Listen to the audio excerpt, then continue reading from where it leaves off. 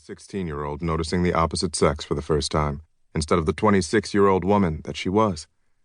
She'd been too busy checking him out to notice he'd used his cell phone, the one he was now placing back into the pocket of his jeans. Doing so made the denim material stretch tight across muscular thighs. She fought to hold back the little moan that threatened to escape her throat. She'd never reacted this way to a man before, certainly not to Wayne. "Introductions are in order, don't you think?" he asked, smiling and offering her his hand. "I'm Slade Madaris." She took his hand, and the moment their hands touched, she felt a tingling sensation flow through every part of her body. She cleared her throat and said, "And I'm Skye Barclay." His smile deepened. "Skye?" At her nod, he said, "I like that. It's different." "Thank you. My mother named me after someone she once knew." "And where are you from, Skye? Although I have to admit that your accent gives you away. You're a New Englander, right?" She chuckled. "Yes, I'm from Augusta, Maine."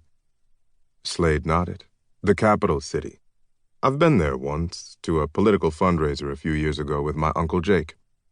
"Jake Madaris?" Slade lifted a brow. "Yes, one of my granduncles. Do you know him?"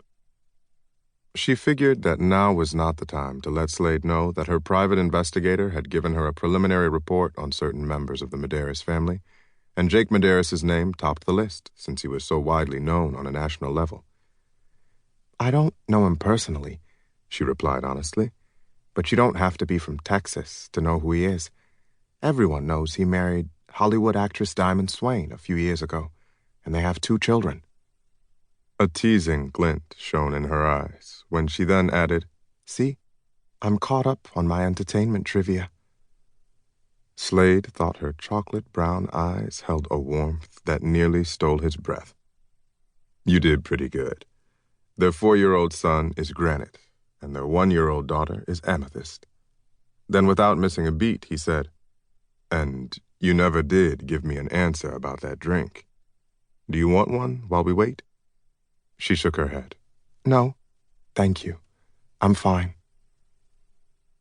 It was on the tip of Slade's tongue to say yes, she definitely was fine and in all the right places, but he knew such a comment would be inappropriate. Because of the number of projects Madaris Construction, the company he co-owned with Blade, had acquired in the last few years, he had basically put his social life on hold. The woman standing before him was making him think that maybe it was time for it to get reactivated. Every nerve in his body was coming to life just by looking at her. In all his 32 years, he'd never felt remotely attracted to this degree toward a woman before, and he wasn't quite sure just what to make of it. Blade was the player in the family, the one who assumed it was his God-given right to have any woman he wanted.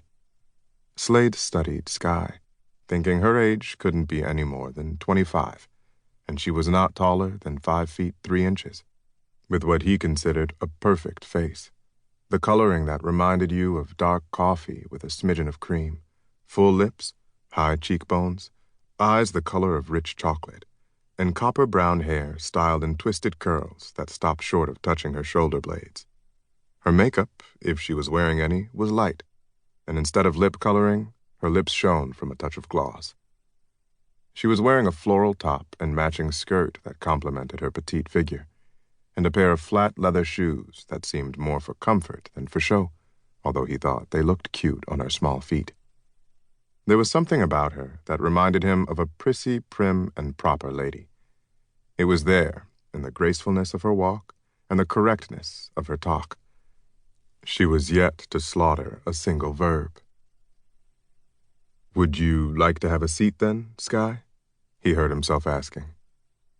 Before Skye could answer, a smiling couple practically breezed into the room.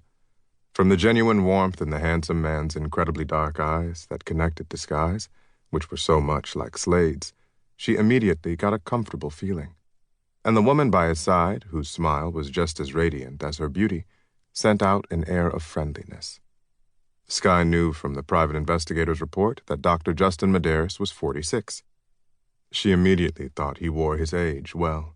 Except for the sprinkling of gray at his temple, he looked younger than his years, and he appeared to be in great physical shape.